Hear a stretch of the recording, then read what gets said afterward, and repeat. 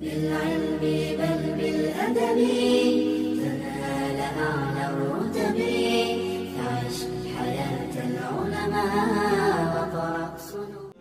يا حلما أيقظ أشواقي بطموح يرسم أفراحي قد جاء الحلم لنا. عليكم ورحمة الله وبركاته.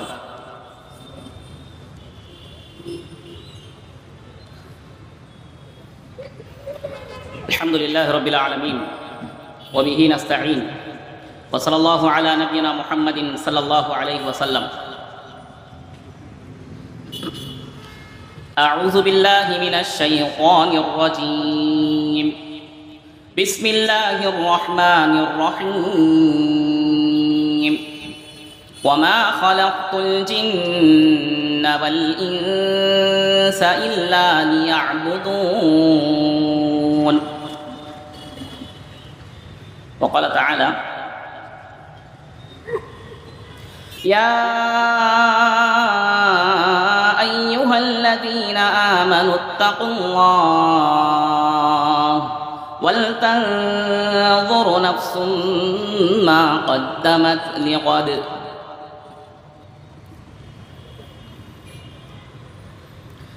అనంత కరుణామయుడు, అపార కృపాశీలుడు, ఇహ పరలోకాల యజమాని, పాలకుడు, పోషకుడు, ఉత్తమ ఆహార ప్రదాత, జీవమరణాలకు కారకుడు, నిత్యుడు, అనంతుడు, అఘోచరుడు అయినటువంటి అల్లాహ్ నామంతో ప్రారంభిస్తున్నాను. ప్రవక్తలందరిపై అల్లాహ్ తరపు నుంచి శాంతి మరియు శుభాలు వర్షించగాక. ప్రత్యేకంగా చిట్ట చివరి ప్రవక్త కారుణ్యమూర్తి ముహమ్మదుర్ రసూలుల్లాహ్ సల్లల్లాహు అలైహి వసల్లం వారిపై, ఆయన కుటుంబీకులపై, ఆయనను విశ్వసించి ఇహపరలోకాలలో సాఫల్యం చెందిన, శుభవార్త పొందిన సహాబాలందరిపై అల్లాహ్ తరపు నుంచి శాంతి మరియు శుభాలు వర్షించుగాక. ఆమీన్. సోదరులారా, సోదరిమణులారా, నాకు ఇవ్వబడిన అంశము ఆరాధన, ఆజ్మాయిషు మరియు పరలోక జీవితము. దైవము మానవుడిని సృష్టించిన తర్వాత ప్రపంచంలో విచ్చలవిడిగా ఇదే విధంగా వదల్లేదు. మానవాళి రుజుమార్గం కొరకు గ్రంథాలను, ప్రవక్తలను పంపించాడు ఆయన. ప్రతి కాలంలో మానవులు రుజుమార్గం పొందాలి అంటే రెండు మార్గాలు ఉన్నాయండి. ఒకటి ప్రవక్త అయినా ఉండాలి, గ్రంథమైనా ఉండాలి. మొట్టమొదటి మానవుడు ఆదం తర్వాత 10 తరాల వరకు మానవులందరూ కూడా ఒకే మాట మీద, ఒకే దైవాన్ని ఆరాధిస్తూ ఒకే తాటి మీదకు ఉంటే, ఎప్పుడైతే సమాజం ముక్కచెక్కలైపోయిందో, సమాజంలో ప్రజలు ముక్కలు ముక్కలుగా అయిపోయారు, చెడుకు బానిసలైపోయారు, పాపపు కార్యాల్లో మునిగిపోయారు, అప్పుడు సమాజాన్ని తీర్చిదిద్దడానికి ప్రవక్తల యొక్క పరంపరను ప్రారంభించడం జరిగినది. ఆ పరంపరలో చిట్ట చివరి ప్రవక్త ముహమ్మద్ సల్లల్లాహు అలైహి వసల్లం వారు మరియు ఆయనపై అవతరించబడిన గ్రంథము ఖురాన్. అల్లాహ్ అన్నారు: వలఖద్ బఅస్నా ఫీ కుల్లి ఉమ్మతిర్ రసూలా. ప్రతి జాతిలో ప్రవక్తలు వచ్చారండి. ఎందుకండి? మానవులు ప్రపంచంలో శాంతియుతమైన జీవితాన్ని గడపాలి, ప్రతి వ్యక్తి తమ హక్కును పూర్తిగా చెల్లించుకొని జీవితాన్ని గడపాలి, నేను నా ఇంట్లో సంతోషంగా సుఖాలతో పిల్ల పాపలతో ఉండాలి అంటే ఖచ్చితంగా వాళ్లకు మార్గదర్శకాన్ని చూపించేవాడు మరియు వాళ్లకు మంచి మాటలు చెప్పేవారు ఖచ్చితంగా ఉండాలి, మరియు గ్రంథం కూడా ఉండాలి. అందుకంటున్నారు ప్రతి జాతిలో మేము ప్రవక్తలను ఉద్భవింపజేసాము. మరో చోట అన్నారు: లఖద్ అన్జల్నా ఇలైకుం కితాబన్ ఫీహి జిక్రుకుం అఫలా తఅకిలూన్. ప్రజలారా, వింటున్నారా? మీ వద్దకు గ్రంథాన్ని పంపించాను. ఎవరి ప్రస్తావన ఉందండి? ఫీహి జిక్రుకుం అఫలా తఅకిలూన్. ఈ గ్రంథంలో మరో విషయాలు ఏమి లేవండి, మీ గురించే ప్రస్తావన ఉంది. గ్రంథం ఖురాన్, అల్లా అన్నారు మీ గురించే ప్రస్తావన ఉంది. మరియు ఆరాధన విషయంలో గ్రంథం ఖురాన్ మనకు బోధించిన విషయం ఏమిటి, సృష్టికర్త అన్న దైవము మానవాళికి ఇచ్చిన సందేశం ఏమిటి, జీవిత లక్ష్యం ఏమిటి, ప్రతి మానవుడికి కుల మత వర్ణాలను విచక్షణ లేకుండా ఈ భూమండంపై సృష్టించబడిన ప్రతి మానవుడికి గల ఒకే లక్ష్యం ఆయన ఇచ్చాడు. అన్నాడు వమా ఖలఖ్తుల్ జిన్న వల్ ఇన్స ఇల్లా లియఅబుదూన్. మానవుణ్ణి సృష్టించి ప్రపంచంలో విచ్చలవిడిగా తిను హాయిగా జీవితాన్ని గడిపి మరణించి వచ్చేయి అని సృష్టించలా. ఏకైక లక్ష్యము ఆరాధన. ఆరాధన అంటే సమాజంలో ఏమనుకున్నారో తెలుసా ప్రజలు? వాళ్లకు ఎంతవరకు జ్ఞానం ఉందో అంతవరకు ఆరాధన అంటే ఆ పదాన్ని అంకితం చేసేశారు. కొందరు పుణ్యక్షేత్రాల్లో వెళ్ళి సాష్టాంగం చేస్తే అదేనండి ఆరాధన.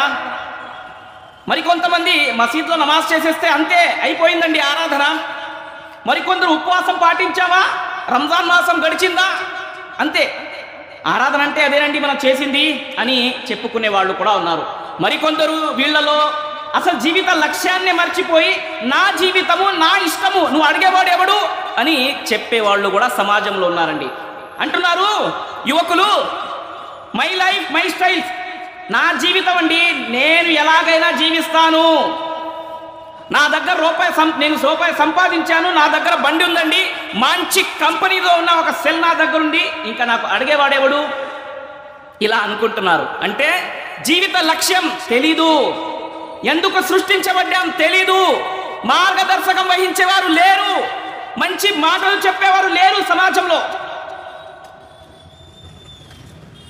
చెప్పదలసిన విషయం ఏంటంటే నా జీవితము నా ఇష్టం అంటున్నారే.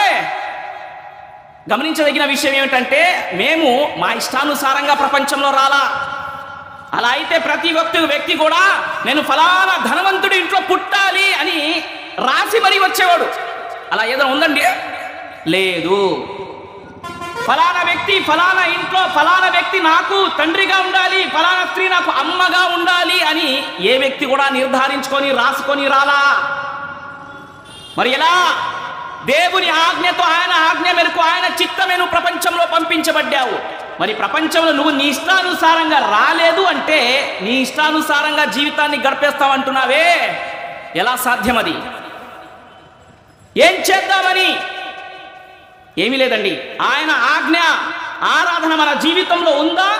జీవితం ఎన్ని సంవత్సరాలు మనం గడిపామనేది కాదండి, ఎలా బ్రతికాము. ఇక్కడి నుంచి వెళ్ళేటప్పుడు ఆయన ముందు నిలబడి ఆయన ప్రశ్నించే ప్రశ్నలకు సమాధానం ఇవ్వగలుగుతామా లేదా, ఇది ముఖ్యం. దాని గురించి మనం ఎంతగా కృషి చేస్తున్నాము.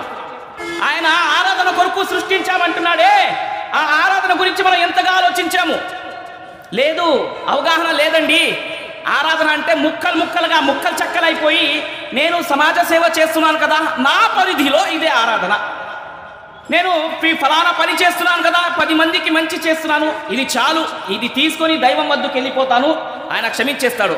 ఇదేనా ఆరాధన అంటే? కాదండి. ఆరాధన అంటే ఒక సముద్రం లాంటి పదం, ఇది సముద్రం లాంటి పదం అండి. మరి ఆరాధన అంటే ఏమిటండి? అల్లామా ఇబ్నే తైమియా అని పెద్ద విద్వాంసులు వచ్చారండి, రహిమహుల్లా వారు అన్నారు, ఇస్మున్ జామిఉన్ లికుల్లి మా యుహిబ్బుహుల్లాహు వ యర్జా మినల్ అక్వాల్ వల్ అఫ్ఆలి జాహిరతి వల్ బాతినతి.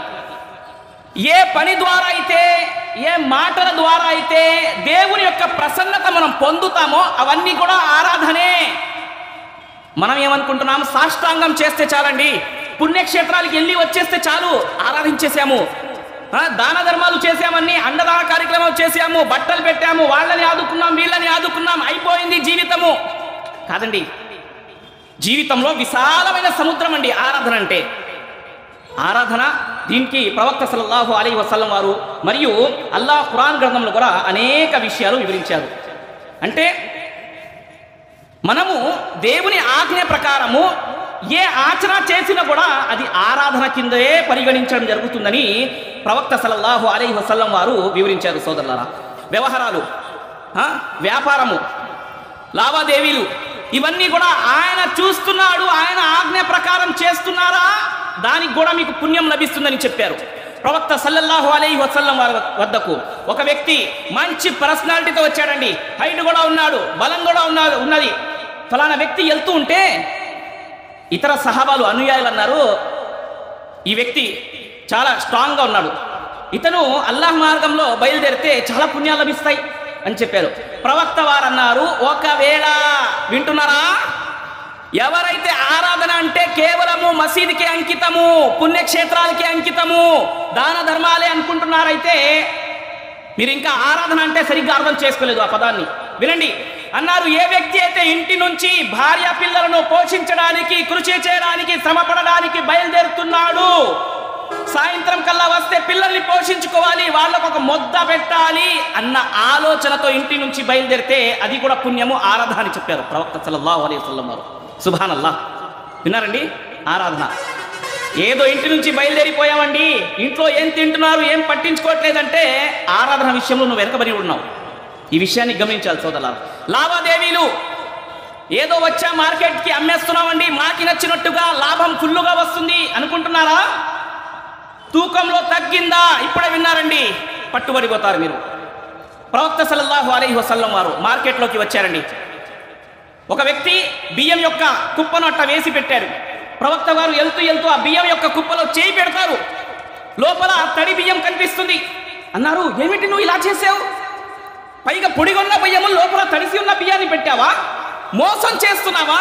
అన్నారు, మన్ గషనా ఫలైస మిన్నా, ప్రజలని మోసగించేవాడు, ధోకా ఇచ్చేవాడు మనలో నుంచి కాడు, అతను అల్లాహ్ దాసుడు కాలేడని చెప్పారు ప్రవక్త సల్లల్లాహు అలైహి వసల్లం వారు. అతను వచ్చారు, అన్నాడు, లేదు రాత్రి వర్షం పడింది, తడిసిపోయాయి, ఇలా చేశారు. అవన్నీ తర్వాత, తడిసిన బియ్యం నీకు తెలిసి ఉంటే 2 కుప్పలు వేరుగా వేసి దానికి రేటు వేరు, దీనికి రేటు వేరు, నువ్వు పెట్టాల్సింది.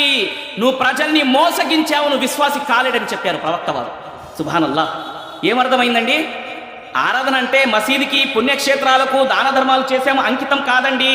అల్లాహ్ మాటానుసారంగా జీవితాన్ని గడుపుతున్నాము అంటే దానికి కూడా పుణ్యం లభిస్తుందని ప్రవక్త సల్లల్లాహు అలైహి వసల్లం అన్నారు. సోదరులారా, సమాజంలో ఏ జరిగిందంటే ప్రజలు అనుకుంటున్నారు ధర్మం వేరు, ప్రపంచం వేరండి, దీన్ అలగ్ దునియా అలగ్. ప్రజలు అనుకుంటున్నారు మనం ధర్మం ప్రకారంగా నడవాలంటే నడవలేము, కనుక ముందు సంపాదిద్దాం, లక్షలు కూడబెట్టుకుందాం, పేరుండాలి, ఆస్తి ఉండాలి, ఇల్లులు ఉండాలి, ఫలానా. అక్కడ దాకా ఆగుతాడా? కాదండి. తర్వాత పెళ్లి చేసుకున్నాడు, పిల్లలు కన్నాడండి, తర్వాత మళ్ళీ పిల్లలకి పెళ్లి చేయాలి, మళ్ళీ వాళ్ళ పెళ్లిళ్ళు చూడాలి, ఇలా తర్వాత ఆరాధిద్దాము, ఆరాధన విషయం తర్వాత, నెక్స్ట్ ముందు సంపాదన అని అనుకొని చాలా మంది ప్రపంచము మరియు ఈ ధర్మము రెండు వీటిని వేరుగా చేసేసి చూస్తున్నారు. ఇలా చేసి చాలా మంది తప్పు చేశారండి. ఎప్పుడండి మారేది? ఒక వ్యక్తి లక్ష్యము ఒక ఇల్లు ఉండాలి, ఫలానా, దాని కొరకు రెయిన్బోళ్ళు కృషి చేస్తూ అన్ని సంపాదించాడు, మంచి ఇల్లు కట్టాడండి, గృహప్రవేశము కాళ్ళు పెట్టాడు, పోయాడు. ఎప్పుడు మరి ఆరాధించేది? పెళ్లి చేసుకోవాలి, నాకంటూ ఒక రాయల్ లైఫ్ ఉండాలి అనుకున్నాడు, అన్ని సంపాదించాడు, అనుభవించే సమయంలో పోయాడు. ఇలాంటి జీవితం అండి.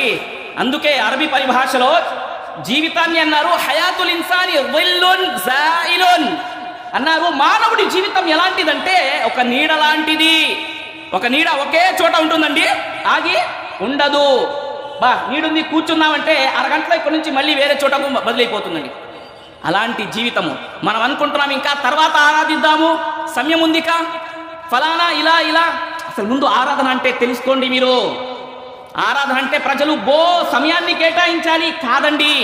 మీరు మీ జీవిత వ్యవహారాలను దేవుని ఆజ్ఞ ప్రకారంగా నడపండి, దానిపై కూడా మీకు పుణ్యము, అదే ఆరాధన అని ప్రవక్త సల్లల్లాహు అలైహి వసల్లం వారు చెప్పారు. సోదరులారా, అందుకే ఇలా ఆరాధించేవారు, దేవుని మాట ప్రకారంగా జీవితాన్ని గడిపేవాడినే అరబీ భాషలో అబ్ద్ అంటారు. ఏమంటారు? అబ్ద్, దాసుడు, దాస్యం చేసేవాడు. ఇలా దాస్యం చేస్తూ జీవితాన్ని గడిపే ప్రతి మాట దేవుని సృష్టికర్త మాట ప్రకారంగా జీవితాన్ని గడపాలి అని తపనతో ఉంటాడే, దానికే జీవితాన్ని అంకితం చేస్తాడు. అలాంటి వ్యక్తికి అరబీ పరిభాషలో అల్ ముస్లిం అంటారండి. ఎవడి మాట వినడు, కేవలం సృష్టికర్త మాట అనుసారంగానే జీవితాన్ని గడుపుతాడు, అల్ ముస్లిం అంటారండి. సోదరులారా, ఆరాధన అంటే చాలా విషయాలు ఉన్నాయి. మరియు ఉన్న సమయాన్ని బట్టి నేను కొన్ని విషయాలు మీ ముందే వివరించగలిగాను. తర్వాత రెండవ అంశం ఏదైతే ఉందో ఆజ్మాయిష్ అండి. జీవితంలో ఆజ్మాయిష్, పరీక్షలు, కడగండ్లు, బాధలు లేకుండా జీవితాన్నే గడిపేయాలి అంటే అసాధ్యమండి. జీవితం అంటే కష్టాలు, బాధలు, కడగండ్లు అన్నీ వస్తాయండి. జీవితంలో ఇదొక భాగము. ఇది లేకుండానే నేను రాయల్గా జీవిద్దామంటే అబ్బే కుదరదండి. అలా లేదు. నువ్వు ఆరాధించాలి. వచ్చే కష్టాలు, బాధలు, ఆజ్మాయిష్లు, పరీక్షలను కూడా సాల్వ్ చేసుకుంటూ, అర్థం చేసుకుంటూ, సహనముతో, ఓర్పుతో ముందుకెళ్తావే, దైవం మీద పూర్తి భారం వేసి, తవక్కులు వేసి ముందుకు ఆయన సహాయం కోరుతూ ఉంటావే, అది కూడా ఆరాధనలో భాగ్యం అని చెప్పారండి. మనం ఏమనుకుంటామండి, అబ్బా ఎన్ని ఆరాధనలు చేశాను, ఎన్ని దాన ధర్మాలు చేశాను, మొన్న అక్కడ పెట్లా, వాళ్ళకి పంచలా, అవి ఇచ్చాను, ఇవి ఇచ్చాను, అయినా నాకేంటి ఇన్ని కష్టాలు వస్తున్నాయి. చాలామంది అంటారండి, నేను మసీదులో ఫలాన్ని ఇచ్చానండి, రంజాన్లో అది ఖర్చు పెట్టాను, నేను పేదోళ్ళకి ఇలా ఆదుకున్నాను, అయినా నా ఇంట్లోనే ఏంటి కష్టాలు, బాధలు, ఆపదలు, అబ్బే అన్నీ నా మీదే పడుతున్నాయి ఏంటి, దేవుడు చూడట్లా ఏం ఖర్చు చేశానని. వ్యాపారంలో నష్టం, ఏదైనా చేయాలంటే మళ్ళీ అక్కడ నష్టం. ఏమిటండి ఇవన్నీ? ఇవి జీవితంలో ఒక భాగము. దీంతో పాటు కూడా బ్రతికేయాలి, ఆయనతో మనం సహాయం కోరుతూనే ముందుకెళ్ళాలి. ఇది జీవితంలో ఒక భాగం అండి. ఈ పరీక్ష, ఆజ్మాయిష్ అనేది రెండు విధాలుగా ఉంటుందండి. కొందరికి అనుగ్రహాలను ఇచ్చి పరీక్షిస్తాడు ఆయన, మరికొందరికి అనుగ్రహాలను తీసుకొని పరీక్షిస్తాడన. ధనము, ఎవరి దగ్గర అయితే ధనం ఉందో ఈ ధనాన్ని ఏ మాదిరిగా ఖర్చు చేస్తాడు? కూడబెట్టుకుంటాడా? ప్రజలను, పేదలను, అనాథులను, వితంతులను ఆదుకుంటాడా? దైవం ధనాన్ని ఇచ్చాడంటే పరీక్ష. సంతానం ఇచ్చాడండి అంటే ఏ మార్గంలో వాళ్ళకి తీర్చిదిద్దుతాడు? మళ్ళీ పరీక్ష. కొందరికి అనుగ్రహాలు ఇచ్చి పరీక్షిస్తాడు, మరికొందరికి అనుగ్రహాలను తీసుకొని పరీక్షిస్తాడు. సోదరులారా, ఈ విషయాన్ని మనం గ్రహించాలి. అనుగ్రహాలు మనం పొందామంటే కృతజ్ఞత చెల్లిస్తే అది కూడా ఒక ఆరాధనలో భాగం అన్నారండి. నేను సంపాదించాను, నాది నాది నాది అనుకున్నారనుకోండి, అంతే, ఇంకా మందేం కాదండి. ఇక్కడ ఆయన ఆజ్ఞ మేరకు ఆయన ప్రసాదించాడు, ఆయన మార్గంలో మనం ఖర్చు చేస్తేనే అది ఒక ఆరాధన అని ప్రవక్త సల్లల్లాహు అలైహి వసల్లం వారు చెప్పారు. సోదరులారా, ప్రపంచంలో ఒక ప్రవక్త సులైమాన్ అలైహిస్సలాతు వస్సలాం వారు. ఎవరండి? ప్రవక్త సులైమాన్ అలైహిస్సలాతు వస్సలాం వారు. అల్లాహ్ ఆయనకి, దైవము ప్రతి జీవకోటిపై అధికారాన్ని ఇచ్చాడండి. చాలా పెద్ద అధికారం ఆయనకి. అంత అధికారం పొందిన తర్వాత నేను సంపాదించుకున్నాను, నా ఇష్టమని ఎప్పుడు కూడా చెప్పలా. మనం ₹1 సంపాదిస్తే నా ఇష్టము, నా జీవితం అని మనం అనుకుంటున్నాము. మన జీవితం అండి. ఒక ప్రవక్త ప్రపంచంలో అనేక చోట్ల ఆయన అధికారాన్ని ఏలితే చివరికి ఆయన దైవంతో ఏం చెప్పాడో తెలుసండి?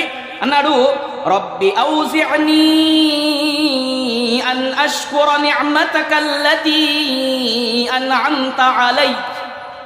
దైవమా, నువ్వు ఏదైతే నాకు అనుగ్రహాలు ప్రసాదించావో, మా తల్లిదండ్రులకి ప్రసాదించావో, వఅలా వాలిదయ్య వఅన్ అఅమల సాలిహన్ తర్దా. కనుక దైవమా, ఇవన్నీ ప్రసాదించావు, మంచి సదాచరణ చేసే భాగ్యాన్ని కూడా ప్రసాదించు. ఇదండి మనం కోరేది. ఇలా ఉండాలి. నా వద్ద అన్నీ వచ్చేసినాయండి, ఇంకేం కావాలి?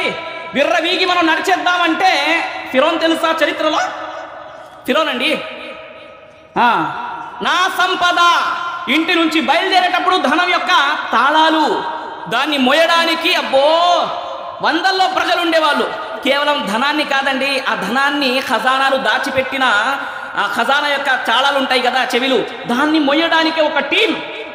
ఇంటి నుంచి బయలుదేరేటప్పుడు ధనాన్ని తీసుకెళ్లటము, ఆ తాళాలను, మళ్ళీ వచ్చేటప్పుడు ప్రజలన్నారు, నువ్వు ఈ విధంగా విర్రవీగి నడుస్తున్నావేంటి అహంకారంతో? నీకు ఎవరు ప్రసాదించారంటే, నా ధనము, నా తెలివితేటలతో నేను సంపాదించుకున్నాడన్నాడు. ప్రజలు చూస్తున్నారు. అహంకారంతో చెప్పిన మాట భూమిలో ఇంకిపోయాడండి. శిక్ష అలాగే దిగింది. ఖురాన్ చదవండి ఒకసారి. సూరతుల్ అంబియా 21వ అధ్యాయము, సూరతుల్ ఖసస్ 28వ అధ్యాయం. ఇలాంటి చాలా విషయాలు ఉన్నాయండి. నేను ఏం చెప్పాలనుకుంటున్నాను? అనుగ్రహాన్ని పొందాము అంటే దాంట్లో మనకు ఆజ్మాయిష్ పరీక్ష ఏమిటంటే కృతజ్ఞత చెల్లిస్తామా లేదా. ఆపద కష్టాలు బాధలు వచ్చాయండి జీవితంలో, అక్కడ కూడా మళ్ళీ పరీక్ష. ప్రజలు అనుకుంటున్నారు ఇంత సంపాదించి ఇంత ఖర్చు చేసిన తర్వాత మాపైనే ఏంటి కష్టాలు బాధలు వస్తున్నాయండి అని అనుకుంటున్నారు. కష్టాలు రావటము బాధలు రావటము అతను చెడ్డోడని పాపాత్ముడని కాదండి, పాపాత్ముల మీదే వస్తాయని, చెడ్డోళ్లపైనే ఆపదలు కష్టాలు వస్తారని అలా ఏమీ లేదండి. మీకు తెలుసా, ప్రవక్త గారు అన్నారు, అషద్దున్నాసి బలాన్ అలంబియా సుమ్మల్ అంసల్ ఫలంసల్. ప్రపంచంలో అత్యధికంగా కఠినమైన పరీక్షలను అనుభవించిన వారు ఎవరు అన్నారు? ప్రవక్తలు.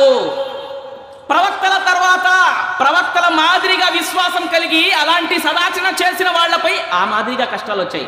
కష్టాలు వచ్చాయంటే చెడ్డోళ్ళని ఎంత మాత్రం కాదండి, పరీక్షించడము. ఎంతగా పరీక్షలో నెగ్గుతారో దేవుని యొక్క సామీప్యాన్ని పొందుతారు. పొందారు కదా ఒక ప్రవక్త. ఎవరండి ఆయన?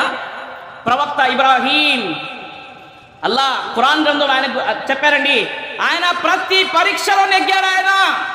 కనుక ఆయనకు ప్రవక్తలకి తండ్రిగా అని పేరు బిరుదు ఇవ్వటం జరిగిందండి. ప్రవక్త ఇబ్రాహీం అలైహిస్సలాతు వస్సలాం వారు. కష్టాలు బాధలు వస్తూ ఉంటాయండి. ఈ సమయంలోనే సహనముతో ఓర్పుతో మనము అల్లాహ్ తబారకు తాలాతో ప్రార్థన సహాయం మనం కోరుతూ ఉండాలి. అందుకు అల్లాహ్ తబారకు తాలా అన్నారు, ఇన్నా జఅల్నా మా అలల్ అర్ది జీనతల్ లహా లినబ్లువహుం అయ్యుహుం అహ్సను అమలా. ప్రపంచము, ఈ రంగు ఆర్భాటము, ఇక్కడున్న అనుగ్రహాలన్నీ ఏంటో తెలుసా? మీకు పరీక్ష కొరకు మాత్రమే నిమిత్తమించబడ్డాయి. మీలో అతి ఉత్తమైన సదాచరణ చేసేవాడెవడో చూడటానికే దైవం ఈ విధంగా మిమ్మల్ని ప్రపంచంలోకి పంపించి పరీక్షిస్తున్నాడు. ఇలాంటి సందర్భంలో అనేక విధానాలుగా పరీక్షలను ఎదుర్కొని దాంట్లో నెగ్గిన వాళ్ళ గురించి ఖురాన్ గ్రంథం మనకు సాక్ష్యం ఇస్తుంది. సోదరులారా, ప్రవక్త అయ్యూబ్ అలైహిస్సలాం ఎవరో చెప్పారండి, నేను అంతగా ఖర్చు చేశాను కదా, దాన ధర్మాలు చేశాను కదా, నేను దేవుడు నా కుమారునే తీసుకున్నాడేంటి? ఆయన చూడట్లేదా? ఆయనకు జాలి లేదా? ఒక్క కొడుకు మరణించాడు, నా పిల్లోని పిలుచుకున్నాడేంటి? ఆయనకు జాలి లేదా, దయ లేదా అని కంప్లైంట్ అలా చెప్పుకుంటుంటారండి. ఏదైనా వ్యాధి వస్తే, అయ్యో మా ఇంట్లోనే వ్యాధులు ఉన్నాయేంటి, ఎప్పుడు ఈ రోగాలు ఏంటో అసలు మా దరిద్రానికి మా జీవితానికి ఏంటో మన తలరాత అని ఒకటి తర్వాత ఒకటి చెప్పేస్తూ ఉంటారండి. జ్వరం వస్తే వారం 2 వారాలండి.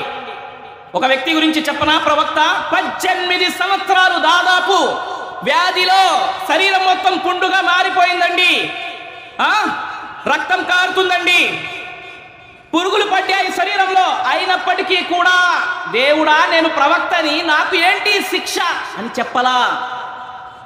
చెప్పలేదండి ఆయన. وأيوب إذ نادى ربه أني مسني الضر وأنت أرحم الراحمين. దైవమా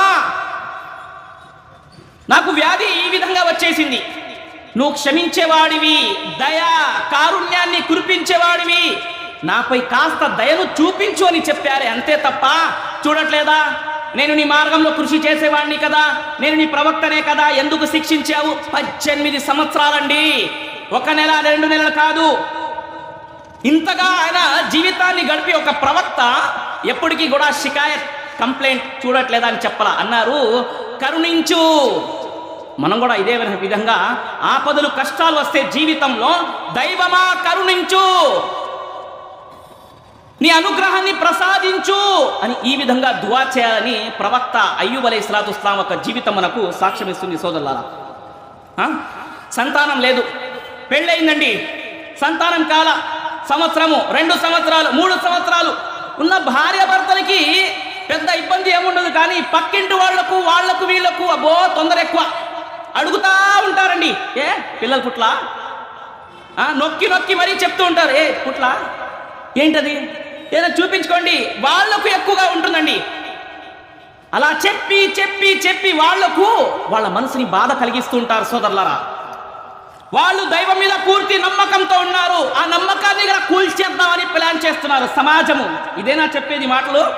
ఇన్షాల్లా సహనంతో ఉండండి, దైవం ఖచ్చితంగా ప్రసాదిస్తాడు, దువా చేయండి అలా చెప్పాలి తప్ప ఏంటి అవ్వలేదా, అక్కడ వెళ్ళండి ఇక్కడ వెళ్ళండి పాపము, ఇవన్నీ వ్యర్థమైన మాటలండి. ఇవన్నీ కుదిరితే సహాయం చేయాలి, ఒక మంచి మాట అనేది చెప్పి మనం ధైర్యం ఇవ్వాలండి. ఒక ప్రవక్త తెలుసా, సంతానం లేదండి, తల వెంట్రుకలన్నీ కూడా పండిపోయాయి, ముసలోడైపోయాడండి, ఆయన వంగిపోయాడు ఈ విధంగా. అయినా నమ్మకం చూడండి, ఎప్పుడు కూడా కంప్లైంట్ షికాయత్ చేయాల, దైవమా ఏంటి ఇవ్వలేదు అని. అల్లాహ్ తబారక్ తఆలా ఆయన గురించి అన్నారు ఆయన, రబ్బి లా తదర్నీ ఫర్దన్ వ అంత ఖైరుల్ వారిసీన్. ఓ అల్లాహ్, నాకు ఒంటరిగా పెట్టమాకు, నాకు సంతానాన్ని ప్రసాదించు, నాకు ఒక వారసుణ్ణి ఇవ్వు అని అల్లాహ్తో విన్నవించుకున్నారు. ఎప్పుడండి? ముసలితనంలో. ఇదేమిటండి ఇది? సంతానం లేదు అని ఏ ఆపద అయితే సమాజంలో ఉంటుందో దానికి వాళ్ళు వంగకుండా పూర్తి నమ్మకంతో దువా చేశారు, ప్రార్థన. ఈ కష్టాల్లో బాధల్లో ఉన్నప్పుడు సహనంతో ఓర్పుతో మనం దువా చేశాము అంటే అది కూడా ఆరాధనలో ఒక భాగ్యమని నేను చెప్పాలనుకుంటున్నాను. అర్థమవుతుందండి? ఈ విధంగా జీవితాన్ని గడిపిస్తే అల్హమ్దులిల్లా ప్రతి విషయంలో పాజిటివ్గా ఉంటాం మనము. నాకే జరుగుతున్నాయి, నాకే కష్టాలు, నాకే బాధలు, ఇవన్నీ అంటే మనం ఆరాధన యొక్క అర్థాన్ని పూర్తిగా అర్థం చేసుకోలేనట్టే. సోదరులారా, రెండో విషయం ఏంటంటే ఆజ్మాయిష్, పరీక్ష. ఒక వ్యక్తి కుర్రోడు ఎగ్జామ్ హాల్లో 3 గంటలు టైం ఇచ్చారండి. 3 గంటలు టైం ఇస్తే రాయాలి కదా, రాయకుండా ఆటలు ఆడుకొని అటు చూసి ఇటు చేసి సమయాన్ని వృధా చేశాడండి. రాయాలంటే ముందు చదవాలి, చదవలేదు. నేను ఇప్పుడే పేపర్ చూశాను, క్వశ్చన్ పేపరు చదువుకొని వస్తానంటే పంపిస్తారా? 3 గంటలు అయిపోయిన తర్వాత మళ్ళీ ఎగ్జామ్ హాల్లోకి వస్తానంటే పంపిస్తారా? అయ్యో, రాయాలంటే మైండ్లో ఏమీ లేవు. ఇదే మన జీవితం సోదరులారా. ఈ ప్రపంచం అదే ఏదైతే ఉందో మనం ఇక్కడ ఆచరించడానికి, సదాచరణ చేయడానికి వచ్చాము. ప్రతిఫలము మరణాంతర జీవితము, పరలోకము. ఇక్కడ మనం కృషి చేయకుండా, సత్కార్యాలు చేయకుండా విచ్చలవిడిగా నాకి నచ్చినట్టుగా, నాకి తోచినట్టుగా జీవితాన్ని గడిపేద్దాం అనుకుంటే దైవం ముందు నిలబడి ఏం సమాధానం ఇస్తారు?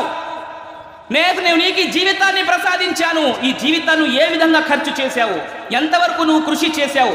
దీనికి మన వద్ద సమాధానం ఉందా? ఉందండి? లేదు సోదరులారా. మరి ఆ జీవితం గురించి మనం ఆలోచించాలి. పరలోకం అంటే మనం ఏదైతే ఇబాదత్ చేశాము, ఇక్కడ ఆరాధనలు చేశాము, సహనము ఓర్పుతో జీవితాన్ని మనం గడిపామే, దానికి ప్రతిఫలం కొరకే మరణాంత జీవితము, పరలోకాన్ని అల్లాహ్ తబారక్ తఆలా పెట్టారు సోదరులారా. ఖచ్చితంగా ఆ జీవితం ఎలాంటిదండి? ప్రాపంచిక జీవితం లాగా ఉండదండి. హాయిగా మన శరీరానికి ఏదైతే అవసరం ఉందో వాటన్నిటిని ఆయన సమకూర్చి పెట్టాడండి. అనుగ్రహాలు తగ్గించబడవు. ఒక పూట ఇచ్చారు, రెండో పూట తీసుకున్నారు, అదే దరగదల. ఖాలిదూన్ అల్లాహ్ అంటున్నారు, లహుం మా యషాఊన ఫీహా వలదైనా మజీద్. వాళ్ళు ఏదైతే కోరుతారో అది కూడా ఇస్తాం మేము, అంతకు మించి మా దగ్గర మేము సృష్టించి పెట్టాము అక్కడ అల్లాహ్ అంటున్నారు సోదరులారా, ఖురాన్ గ్రంథం. ఇంకా అల్లాహ్ తబారక్ తఆలా అంటున్నారు, మీరు ఆ మరణాంతర జీవితంలో నెగ్గాలి, జీవితాన్ని మనం స్వర్గం పొందాలి అని అనుకుంటున్నారా? దాని గురించి మీరు కష్టపడాలి. ఏ విధంగా అండి అన్నారు, వసారిఊ ఇలా మగ్ఫిరతిన్ మిర్ రబ్బికుం వజన్నతిన్ అర్దుహస్ సమావాత్. చూడండి, మీరు ఆయన క్షమించడానికి సిద్ధంగా ఉన్నాడు. ఆ క్షమాపణని కోరడానికి మీరు ఒకరిపై ఒకరు మీరు ముందుకెళ్ళండి, కాంపిటీషన్ చేయండి అని దైవం చెప్తున్నాడు సోదరులారా. మనం చేస్తున్నామా? మన కాంపిటీషన్ దేంట్లో ఉందండి? దేంట్లో మనం కృషి చేస్తున్నాము? ఇల్లు ఉండాలి, జీవితం ఉండాలి, ఫ్రెండ్స్ ఉండాలి, సర్కిల్స్ అన్నీ సంపాదించుకున్నామే, కానీ ఏదైతే మనకు అవసరమో దాన్ని మనం సంపాదించట్లా. అల్లాహ్ తబారక్ తఆలా అంటున్నారు, యౌమ యఫిర్రుల్ మర్ఉ మిన్ అఖీహి వ ఉమ్మిహి వ అబీహి వ సాహిబతిహి వ బనీహి లికుల్లి ఇమ్రిఇన్ మిన్హుమ్ యౌమఇదిన్ షఅ్నున్ యుగ్నీహి. భార్య, పిల్లలు, తల్లిదండ్రులు, సంతానము తల్లిదండ్రులను చూసి, తల్లిదండ్రులు సంతానాన్ని చూసి, భార్య పిల్లల్ని చూసి వీళ్ళు ఒకళ్ళని ఒకళ్ళు చూసుకొని పారిపోతూ ఉంటారు. ప్రపంచంలో వీళ్ళనే కూడా మనం సంపాదించింది. దైవం అంటున్నారు తీర్పు మైదానంలో వాళ్ళు వచ్చి సహాయం చేయటము, అరే నా దగ్గర కొన్ని పుణ్యాలు ఉన్నాయి తీసుకో దైవం వద్దని చూపి జరగవద్దండి. అలా ప్రతి ఒక్కరు అనుకుంటాడు అన్నారు. ప్రపంచంలో సంపాదించిన పూర్తి ధనాన్ని తీసుకొచ్చేసి దైవానికి ఇచ్చేసి నేను నా ప్రాణాన్ని కాపాడుకుంటే చాలు అని ప్రతి వ్యక్తి అనుకుంటాడంట. అల్లాహ్ తబారక్ తఆలా ఖురాన్ గ్రంథంలో అంటున్నారు సోదరులారా. అయితే ప్రవక్త సల్లల్లాహు అలైహి వసల్లం వారు ఈ ప్రపంచము దేంట్లో మనమైతే జీవిస్తున్నామో దాని యొక్క విలువ గురించి అన్నారు. మదీనా శివారులో ప్రవక్త సల్లల్లాహు అలైహి వసల్లం బయట ఎక్కడో వెళ్తుంటే చనిపోయి ఉన్న ఒక మేకను చూశారు. అనుయాయులను పిలిచారు. అన్నారు ఇగో మేక పడి ఉందిగా, చనిపోయి ఉంది, ఎవరైనా దీన్ని కొంటారా ఒక దిర్హంలో అన్నారు. చనిపోయిన మేకను ఎవరు కొంటారు? పైగా దాని చెవి కూడా తెగిపోయి ఉంది. చెవి తెగిపోయి ఉంది, మరణించిన మేకను ఎవరు తీసుకుంటారు? అదే అసలు ఎవరు తీసుకోరు అన్నారు. ఈ మేక పిల్ల చనిపోయి ఉంటే నువ్వు కాదు వద్దు అన్నావు, ఒక్క దిర్హంలో కూడా నువ్వు తీసుకోవు అన్నావే. అల్లాహ్ వద్ద ప్రపంచము దానికి అసలు విలువే లేదని చెప్పారు. నువ్వు ఎలాగైతే లేదన్నావో ఆ మేకపోతు కన్నా దానికన్నా విలువ లేని వస్తువు అని చెప్పారు ప్రవక్త సల్లల్లాహు అలైహి వసల్లం వారు. సోదరులారా, అలాంటి ప్రపంచము, అలాంటి జీవితంలో మనం ఉన్నాం సోదరులారా. ఏంటంటే హాయిగా ఉన్నాము, బ్రతికేద్దాం అనుకుంటున్నారు. కాదు, ఇక్కడ నుంచి వెళ్ళిన తర్వాత మళ్ళీ రావటం అనేది జరగదు సోదరులారా. వలౌ తరా ఇదిల్ ముజ్రిమూన నాకిసూ రూసిహిం ఇంద రబ్బిహిం రబ్బనా అబ్సర్నా వసమిఅనా ఫర్జిఅనా నఅమల్ సాలిహా. ఏమిటండి, ఏం చెప్తున్నారండి దైవము? అన్నారు మానవుడా ఖచ్చితంగా వస్తావు, సుమ్మ తువఫౌన్, అందరూ మరణిస్తారండి, నా వద్దకు రావాల్సిందే. ఎలా వస్తారంట అన్న, వలఖద్ జితుమూనా ఫురాదా కమా ఖలఖనాకుం అవ్వల మర్రా. తల్లి గర్భంలో నుంచి మానవుడు ఎలా అయితే ఒంటరిగా వచ్చావో నా వద్దకు వచ్చి నిలబడాల్సిందే. కుల మత వర్గ వర్ణ హిందూ ముస్లిం క్రైస్తవుడు ఫలానా ఏమి ఉండదండి. మానవుడు నేను సృష్టించాను, నా ముందు నిలబడాల్సిందే ఏమంటున్నారండి. మరి అన్నారు అఫమన్ కాన ముమినన్ కమన్ కాన ఫాసిఖన్ లా యస్తవూన్. కష్టాలు బాధలు అన్నీ ఉన్నప్పటికీ ఆరాధించిన వాళ్ళు, ఆరాధించని వాళ్ళు, జీవితాన్ని దేవుని మార్గాల దేవుని యొక్క అనువాదాల ప్రకారంగా జీవితాన్ని గడిపినవాడు మరియు విచ్చలవిడిగా జీవితాన్ని గడిపినవాడు, విశ్వాసి అవిశ్వాసి ఇద్దరు సమానులు కాలేరు. ఏమిటి సమానులు కాలేరా? మళ్ళీ మనం ప్రపంచంలోకి రాలేమా అన్నారు. దైవమా వీళ్ళు ఇద్దరు సమానులు కాలేరు. అక్కడెళ్ళి ప్రజలు చెప్పుకుంటారంట, అపరాధులు జీవితాన్ని నా ఇష్టము అని గడిపేశారే, వాళ్ళు అంటారు రబ్బనా అబ్సర్నా, దైవమా తీర్పు మైదానాన్ని చూశాను, ఈరోజు నేను చూశాను, నరకాన్ని చూశాను, స్వర్గ యొక్క అనుగ్రహాన్ని అన్నిటినీ చూశాను, దైవమా ఫర్జిఅనా, ఒక్కసారి ప్రపంచంలో పంపించు, ఒక్కసారి పంపించు, ప్రపంచంలో వెళ్ళి మళ్ళీ సదాచన చేసి వస్తాము. ఏంటండి, మరణించిన వాళ్ళు ఎప్పుడైనా వచ్చారా? అలా అది సాధ్యమేనా? అసాధ్యమండి. దైవం అంటున్నారు కల్లా ఇన్నహా కలిమతున్ హువ ఖాయిలుహా. ప్రపంచంలో సదాచన చేయండి, మారండి మారండి అంటే మారలా. జీవితాన్ని నా ఇష్టమని గడిపేశారు. అక్కడ వెళ్ళి విన్నవించుకుంటున్నారు పంపించు అని. కుదరదండి. అలాంటి జీవితాన్ని తీసుకుని వచ్చాము సోదరులారా. వెళ్ళేటప్పుడు మనం ఆ పరలోకంలో మనము ఫమన్ జుహ్జిహా అనిన్ నార్, నరకం నుంచి విముక్తి, వౌదఖిలల్ జన్నా, స్వర్గ ప్రవేశన మన హక్కులు అవ్వాలి అంటే ఆరాధన, ఏకేశ్వరోపాసన, తౌహీద్ పై నిలకడగా ఉండాలి. కష్టాలు బాధలు కడగండ్లు ఏం వచ్చినా సరే ఇవి జీవితంలో భాగమే. జీవితాన్ని విడిచిపెట్టేసి సంపాదించుకుందామండి అంటే కుదరదండి. అయితే చివరిగా నేను నా అంశాన్ని కొన్ని హెడ్లైన్స్తో మనం చెప్పుకోవాలంటే, ముందుగా ఆరాధన అంటే చాలా విషయాలు ఉన్నాయి, దాన్ని మనం అర్థం చేసుకోవాలి సోదర సోదరి ద్వారా. రెండో విషయం ఆజ్మైస్, పరీక్షలు చాలా ఉన్నాయి. ప్రవక్తలు ఉన్నారు మన ముందు. ప్రతి కష్టంలో బాధలో మనము ఆయన్ని పూర్తిగా నమ్ముకొని దాని ప్రకారంగా సహాయము కోరి మనం ముందుకెళ్తే అది కూడా ఒక పుణ్యమే, ఇబాదతే. మూడో విషయము పరలోక జీవితము. చాలా విషయాలు ఉన్నాయండి పరలోకం గురించి చెప్పుకోవడానికి. 2-3 మాటలు కుదరవండి. అల్లా అంటున్నారు ప్రతిదీ కూడా అక్కడ ప్రశ్నించబడతారు.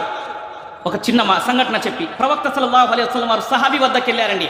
వెళ్తే మంచి తోటలో, ఖర్జూర్ తోటలో కొన్ని ఖజూర్ కాయలు తీసుకొచ్చి పెట్టారు సహాబీ ప్రవక్త వద్దకు, అనుయాయి. ప్రవక్త వారికి తర్వాత చల్లటి నీళ్లు కూడా ఇచ్చారు. ముగ్గురు కూర్చున్నారు, తిన్నారు. తిన్న తర్వాత ప్రవక్త వారు ఏడుస్తున్నారు అన్నారు. ఎందుకు ఏడుస్తున్నారు? వింటున్నారా?